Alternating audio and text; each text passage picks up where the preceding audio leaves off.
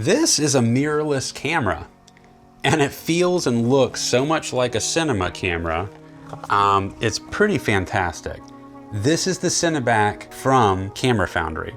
Now I have my Canon R5 C in this, but they make this for many Sony cameras and other Canon cameras. And I've been making videos for over 20 years. I've had a lot of different types of cameras. I've had Panasonic cameras, Canon cameras, obviously, Sony, Red cameras, Cinebodies, DSLR. I've already been filming with camcorders. So I've tried a lot of different rigging solutions. I've had multiple different mirrorless cameras. And after only a couple of shoots, this might already be my favorite solution for rigging out a mirrorless camera. In this video, I want to break down why. In a world where nuclear war has begun, vampires fought back in super real 3D. Okay, so first of all, this whole thing is not necessarily the Cineback. What you get with the Cineback is the top plate, the bottom plate, this rear end that has 4 D-taps on it with a power switch, and on the Canon version has this vanity door that pops open. And inside there you can see some of my cable management happening. The Sony versions don't have that yet. I don't know if they're gonna add it. But basically that just hides your cables. And the battery plate, they have V-mount and now they have gold mount. I was part of instigating them doing gold mount. Now I'm not the only reason he said he would make in the video. He said he'd make gold mount if there was enough demand for it. And they did. And when I say he, I am talking about Caleb Pike from DSLR Video Shooter, who designed this either with Camera Foundry or Camera Foundry is his company. I'm a little bit confused about what the exact, but that's his thing. I know that he played a major role in designing this, if not designing the whole damn thing. So that's what you get. And as you can see in the footage that I'm showing from Caleb's own video, if you want to see a detailed breakdown of how you'd mount the camera into it, watch that there. He's going to be much more specific on how to set it up, but it is extremely easy. It's only 3 bolts that mount your camera into it. However, you do also need to purchase a camera cage. For the Canon R5 C, Canon R5 and R6, there are 2 cage options. There's a Tilta full cage and there's a small rig cage. I'll put the exact 29 something, I'm not even gonna say the model number, but I put it there at the bottom so you can see. By the way, I have nothing to do with camerafoundry.com other than I'm just trying out the product and I dig it. Just to be clear about that, this is just a complete user experience of this and I'm just trying to help you guys out if you're interested in it. Now it's very cool to be able to power your entire system with a single switch. The only thing is that I did realize upon using it, I thought it would turn off everything. I have my monitor running to it. I've got my camera running to it, but you do also have to turn off your camera. Because when you go to turn this off and the monitor cuts off, the camera's just gonna default to the internal battery, which is an obvious thing, not a fault on them. It's just the functionality of the way the world works. I should have thought of that. But anyway, that's not that big of a deal. And in my other rig system, I would have to do that anyway. But the problem with the other rig system that I had, which had nothing to do with the Cineback, but was just an external battery solution, is sometimes I would forget that it was connected and so there'd be power drain and I'd go back the next day and the battery was dead. This stops that. So you don't have to think about that anymore. You can just leave it all connected. You turn it off, you got no battery drain. That's just that right there is a great thing. There's a lot of people that don't want to have to figure out every single nook and cranny of building out the ultimate rig that works perfect for their camera.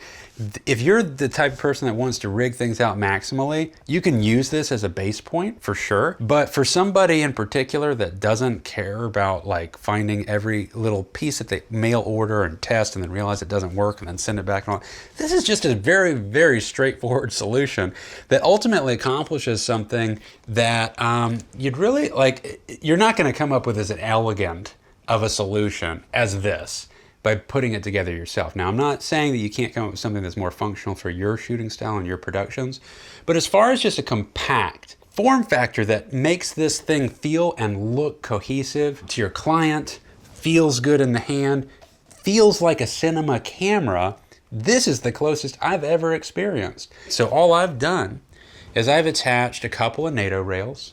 I put on my top handle. This is like a cheaper, like $35 or $40 small rig handle that I like. I've bought in 2 of these in the past. Great little solution. Slides onto the NATO rail. And then where I went and had some fun was I did get this advanced side handle by Tilta.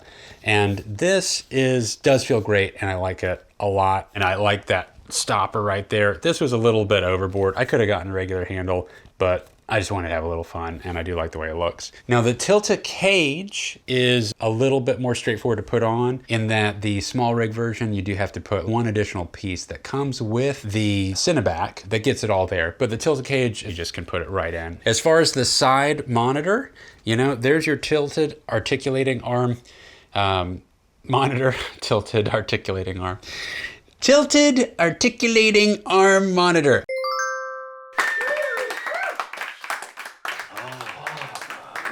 But here, look, you can actually put it on the side like that. So that's pretty cool. You could have another operator doing stuff to this, just like the new Pixis, just like other cinema cameras like Sony Cameras, Alexa. They have screens on the side where you can operate options of the camera. Now, I'm not saying you couldn't achieve that other different ways. This just does it for you right out of the gate. It's pretty cool. But the way I use it, because I mostly film by myself, is like this. And I like having that second screen right there.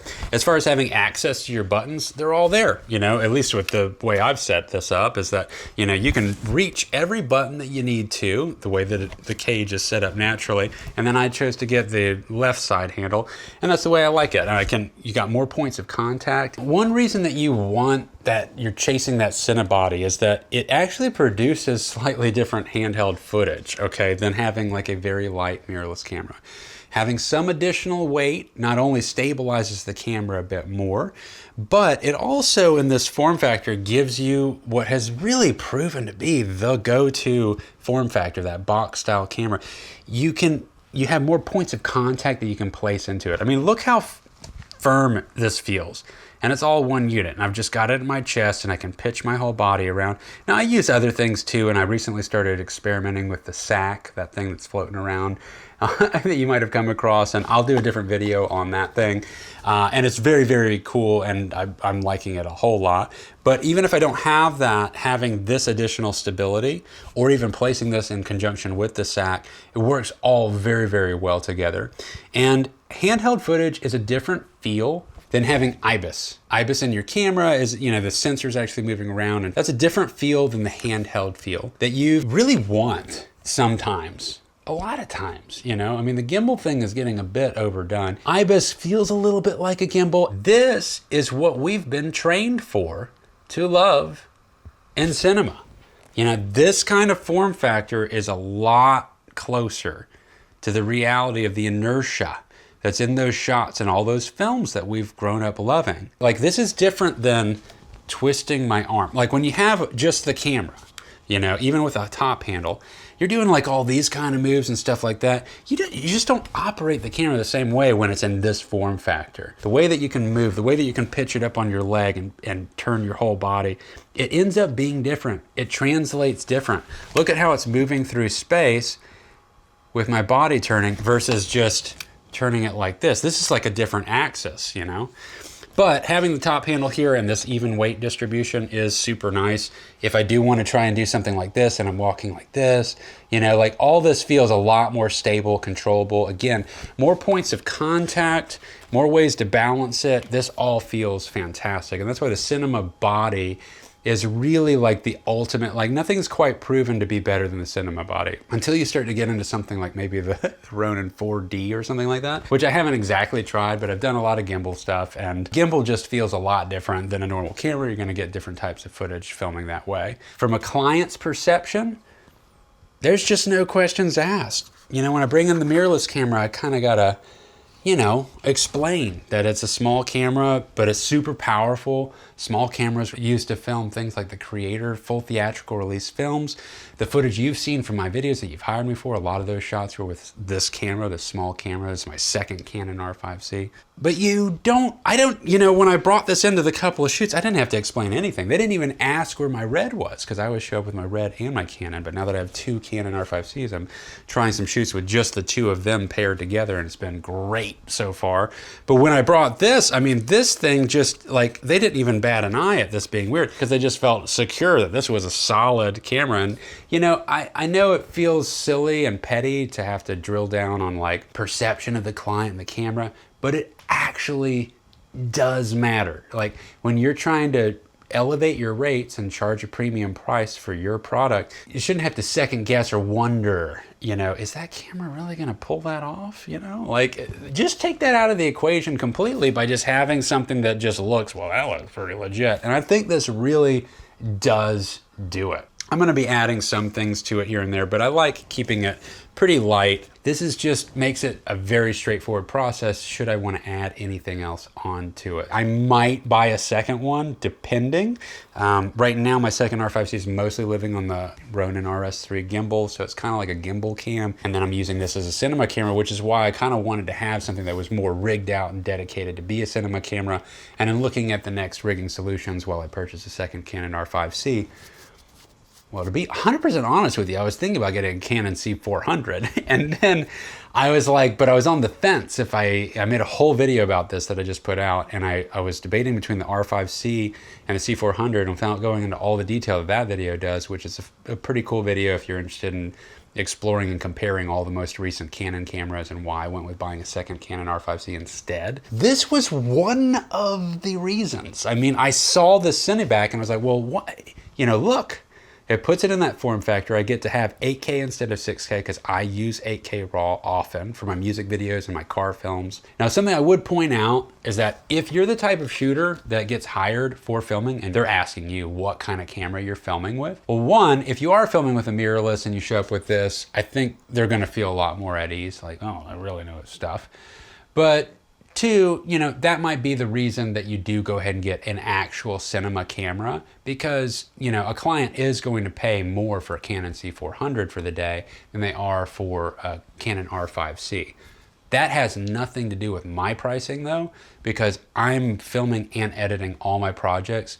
Clients are hiring me to put together an entire advertisement, you know, campaigns for them, and I'm doing everything start to finish from the interviews and lighting and filming and all that stuff. So they don't even know to ask what kind of camera I'm using. They just see what I've done and they trust that I'm gonna deliver that. But even then, showing up with only a small little mirrorless camera that's not rigged out can cause some confusion. And even when it's rigged out in the other ways with your normal approach with rail systems and, you know, you put everything together and it's like, yeah, I mean, that doesn't look like just a mirrorless camera, but you can tell that it is a little camera that's on there. This doesn't feel that way. I mean, this really does feel like it's a full unit. I love that. On this channel, I do teach about filming, editing, running your own video business. I do a lot of information about specifically the Canon R5 C as of the last couple years, but a lot of the information that I try to put out covers a span of general evergreen knowledge in the land of video production. Take care, guys, and I hope to catch you on the next one. Peace.